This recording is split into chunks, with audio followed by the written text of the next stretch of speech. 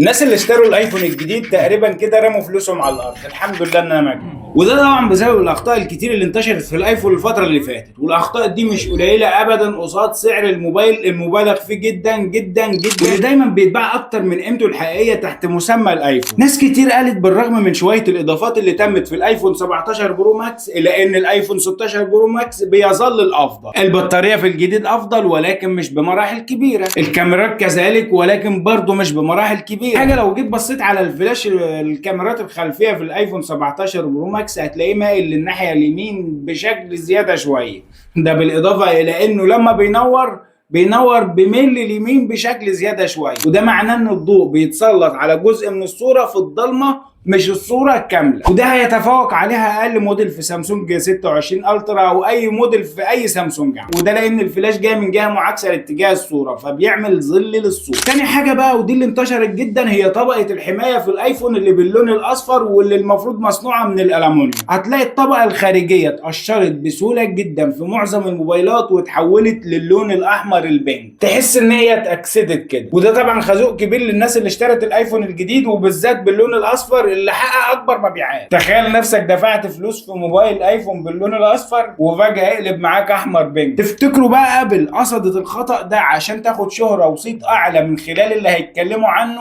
ولا فعلا مش قادرين يعملوا لون ثابت للموبايل وما يتقشرش بسهوله؟ اكتب لنا في الكومنتات اذا كنت مستخدمين ابل، هل جربت الايفون 17 ولا لا، وعمل معاك ايه من الاخطاء دي؟